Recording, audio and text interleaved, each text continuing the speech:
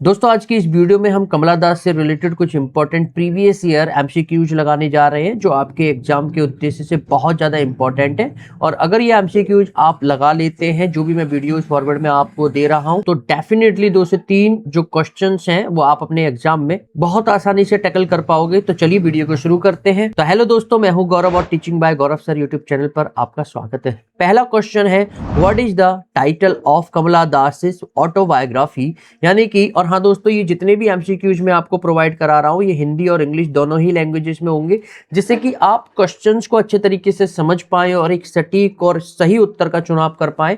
तो यहाँ पर देख लेते हैं कमला दास की जो आत्मकथा है उसका शीर्षक क्या है। A descendants, B summer in Calcutta, C my story या D my experiments with life. Video को पॉज करके आप सोच सकते हैं, विचार कर सकते हैं और एक सही ऑप्शंस को सेलेक्ट कर सकते हैं। तो यहाँ पर करेक्ट उत्तर देख लेते हैं। जो करेक्ट आंसर होगा वो हो जाएगा ऑप्शन सी, माई स्टोरी, यानी कि जो कमला दास की ऑटोबायोग्राफी का नाम है, आत्मकथा का शीर्षक है, वो है माई स्टोरी। काफी इंपॉर्टेंट क्वेश्चन है। चलिए बढ़ते हैं अगले क्वेश्चन पर। द पोइम कौन सी? An introduction is written by, जो कविता एन इंट्रोडक्शन है वो किसके द्वारा लिखी गई है? 4 ऑप्शन है। A Kamala Das, B Tom Morris, C R K Narayan या डी सलमान रश्दी। चलिए देख लेते हैं करेक्ट उत्तर क्या होगा। जो करेक्ट आंसर हो जाएगा वो हो जाएगा ऑप्शन ए, कमला दास। चलिए बढ़ते हैं अगले प्रश्न पर। तो नेक्स्ट हमारा क्वेश्चन है, कमला सुरैया ऑटोबायोग्राफी इज टाइटल्ड। तो यहाँ पर आप देख सकते हैं कमला दास की जगह एग्जामिनर ने कमला सुरैया नाम लिखा है। तो आपको ये पता होना चाहिए कमला दास ने जब मुस्लिम धर्म स्वीकार किया था तो इन्होंने अपना नाम कमला सुरैया रख लिया था। तो इस तरीके से घुमा फिराकर एग्जामिनर क्वेश्चन पूछ सकता है।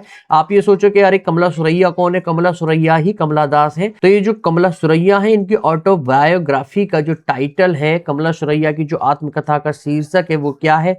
A summer in Calcutta, B her story, C my story, D descendants. तो अभी ये क्वेश्चन किस तरीके से पूछा गया था और अब ये किस तरीके से एग्जामिनर पूछ रहा है, ये आपको ध्यान में रखना है। करेक्ट आंसर देख लेते हैं। तो यहाँ पर आप देख सकते हैं जो माई स्टोरी है वो यहाँ पर करेक्ट उत्तर हो जाएगा। चलिए बढ़ते हैं अगले प्रश्न पर।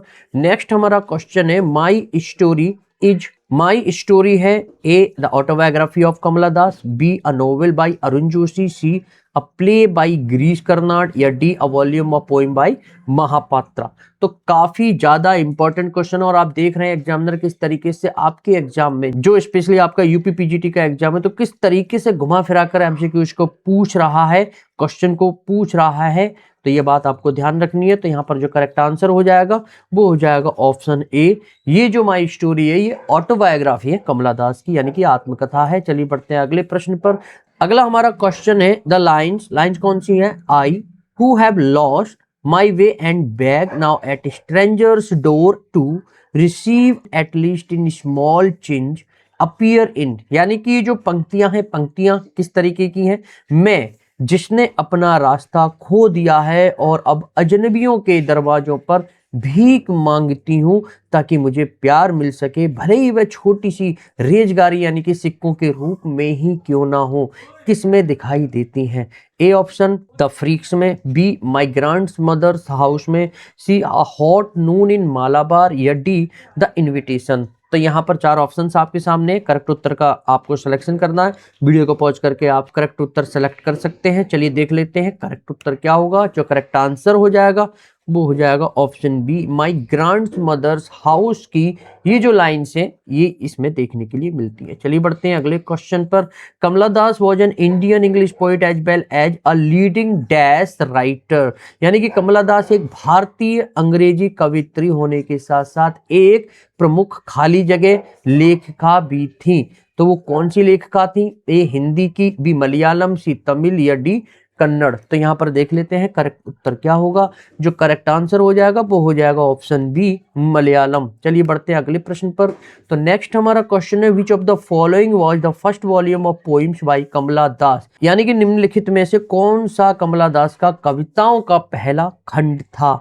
ए summer in Calcutta, B the descendants, C the Annamalai poems, या D the old play house and others poem. चलिए देख लेते हैं करेक्ट आंसर क्या होगा। जो करेक्ट आंसर हो जाएगा वो हो जाएगा option A summer in Calcutta जो था ये जो है फर्स्ट वॉल्यूम ऑफ पोइम थी कमला दास की। चलिए बढ़ते हैं अगले क्वेश्चन पर। तो who wrote the poems, poems कौन सी, द डिसेंडेंट्स, और कौन सी, summer in Calcutta, the old play house.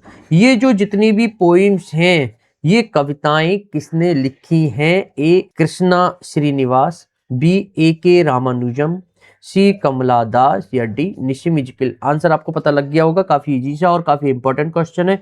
चलिए देख लेते हैं करेक्ट उत्तर क्या होगा। जो करेक्ट ऑप्शन हो जाएगा वो हो जाएगा option C, Kamala Das will be corrected. चलिए बढ़ते हैं अगले क्वेश्चन पर। The rising of eunuchs in vacant ecstasy in the dance of the eunuchs alludes to their dance of the eunuch में जो किन्नर है उनका शून्य अनुवाद यानी कि वैकेंट एक्टेसी में तड़पना उनकी किस स्थिति का संकेत देता है? A contentment in life, B emotional blankness, C physical agility, या डी जील एंड एंथुजियाज्म। चलिए देख लेते हैं करेक्ट आंसर क्या होगा। जो करेक्ट ऑप्शन हो जाएगा वो हो जाएगा ऑप्शन बी इमोशनल ब्लैकनेस यानी कि भावनात्मक शून्यता। चलिए बढ़ते हैं अगले प्रश्न पर। नेक्स्ट हमारा क्वेश्चन है Kamala Das in her poem dance of eunuch set up a contrast between, यानी कि कमला दास अपनी कविता डांस ऑफ द यूनाक्स में किसके बीच विरोधाभास स्थापित करती हैं? चार ऑप्शंस आपके सामने हैं। A greenery and deluge, B ecstasy and sterility, C mirth and glee, या डी हीट एंड डस्ट। चलिए देख लेते हैं करेक्ट आंसर क्या होगा। जो करेक्ट ऑप्शन हो जाएगा वो हो जाएगा option B ecstasy and sterility यानी कि उन्माद और बांझपन जिसे बंधिता भी बोलते हैं। ये जो ऑप्शन है विल बी करेक्टेड। चलिए बढ़ते हैं अगले प्रश्न पर।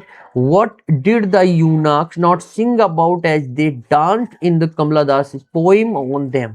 कमला दास की कविता में नाचते समय किन्नरों ने किस बारे में नहीं गाया? A lover dying, B children left unborn, C melancholic theme, या D better time to come. चलिए देख लेते हैं करेक्ट आंसर क्या होगा। जो करेक्ट ऑप्शन हो जाएगा वो हो जाएगा option D better time to come, इसके बारे में नहीं गाया। चलिए बढ़ते हैं अगले प्रश्न पर। नेक्स्ट हमारा क्वेश्चन है which of the following is not a poem by Kamala Das, यानी कि निम्नलिखित में से कौन सी कमला दास की कविता नहीं है? A the freaks, B my grandmother's house, C तेजुरी, या D a hot noon in Malabar. चलिए देख लेते हैं करेक्ट आंसर क्या होगा। जो करेक्ट ऑप्शन हो जाएगा वो हो जाएगा ऑप्शन सी तेजुरी, और आपको कमेंट में बताना है ये किसका वर्क है। चलिए बढ़ते हैं अगले प्रश्न पर।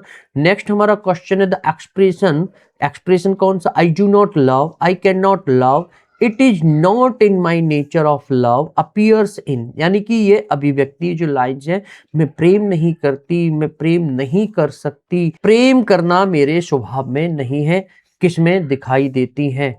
ए the sunshine cat, B a hot noon in Malabar, C philosophy, या फिर डी एंटरप्राइज। चलिए देख लेते हैं करेक्ट ऑप्शन क्या होगा। जो करेक्ट ऑप्शन हो जाएगा वो हो जाएगा option A the sunshine cat, यानी कि जो एक्सप्रेशन है ये सनशाइन कैट में देखने के लिए मिलते हैं। चलिए बढ़ते हैं अगले क्वेश्चन पर। Which of the following work is not written by Kamala Das, यानी कि जो नीचे वर्क दिए गए हैं ऑप्शंस के रूप में इनमें कौन सा कमला दास के द्वारा लिखा गया नहीं है? A the descendants, B the old play house and other poem, C summer in Calcutta, या डी द अनफिनिश्ड मैन। चलिए देख लेते हैं करेक्ट आंसर क्या होगा। जो करेक्ट ऑप्शन हो जाएगा वो हो जाएगा option D the unfinished man, और आपको बताना है ये जो अनफिनिश्ड मैन है ये किसका लिखा गया वर्क है। चलिए बढ़ते हैं अगले प्रश्न पर।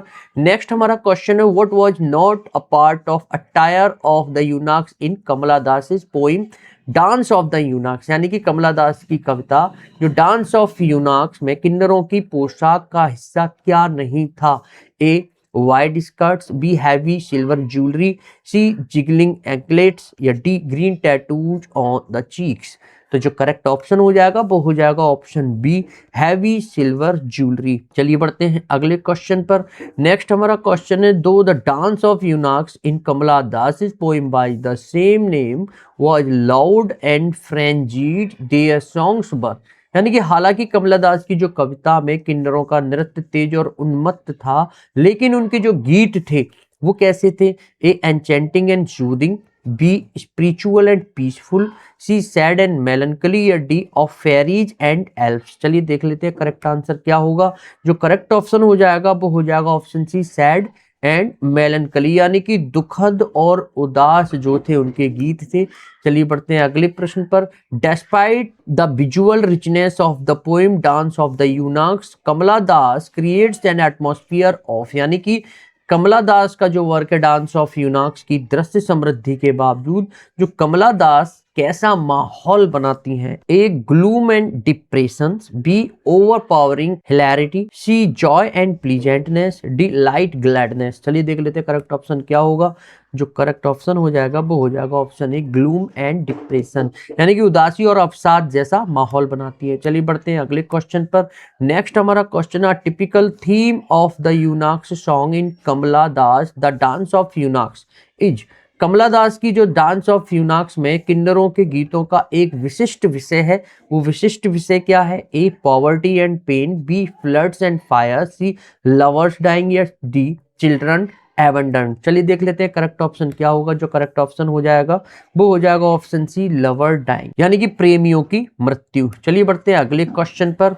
तो नेक्स्ट हमारा क्वेश्चन है the story in which Kamala Das refers to a lesbian relationship is, यानी कि वह कहानी जिसमें कमला दास एक समलैंगिक यानी कि लेस्बियन का संबंध उल्लेख करती हैं वह है, वो कौन सा वर्क है। A Iqbal, B the guest, C the doll for the child prostitute, या डी इन लव। चलिए देख लेते हैं करेक्ट आंसर क्या होगा। जो करेक्ट आंसर हो जाएगा वो हो जाएगा ऑप्शन ए इकबाल। तो इस वीडियो का अंतिम प्रश्न जो 20 प्रश्न है क्वेश्चन है वो है what does the impassioned dancing of the eunuchs reflects in Kamala Das poem, यानी कि कमला दास की कविता में किन्नरों का जो भावुक नृत्य था वो क्या दर्शाता है। A their inner emptiness and melancholy, यानी कि उनके भीतर का जो खालीपन और उदासी है वो। B their fervour and their gusto, यानी कि उनका जोश और उत्साह। C their unquenching zeal and enthusiasm, यानी कि उनको कभी ना बुझने वाला जोश और उत्साह। D their happiness and contentment, यानी कि उनकी खुशी और संतोष। चलिए देख लेते हैं क्या होगा इसका करेक्ट आंसर। तो जो करेक्ट आंसर हो जाएगा वो हो जाएगा option A their inner emptiness and melancholy, यानी कि उनके भीतर का जो खालीपन है और जो उदासी है वो जो है किन्नरों का जो भावुक नृत्य है वो दर्शाता था। तो इस तरीके से दोस्तों इस वीडियो में हमने प्रीवियस ईयर के 20 एमसीक्यूज को कवर कर लिया है जो कमला दास से रिलेटेड थे। आशा करता हूं इनमें से कोई ना कोई क्वेश्चन आपके यूपीपीजीटी के एग्जाम में देखने के लिए जरूर मिलेगा। और इसी तरीके से दोस्तों कंटिन्यूटी बनाते हुए मैं 20 एमसीक्यूज फिर कमला दास से रिलेटेड लेकर आऊंगा जो प्रीवियस ईयर में ऑलरेडी एग्जामिनर पूछ चुका है। तो इन एमसीक्यूज को अगर आप लगा लेते हैं तो डेफिनेटली यहां से कोई ना कोई क्वेश्चन आपके यूपीपीजीटी के एग्जाम में देखने के लिए मिलेगा। तो अगली वीडियो में दोबारा से मुलाकात करते हैं। तो thanks for watching this video.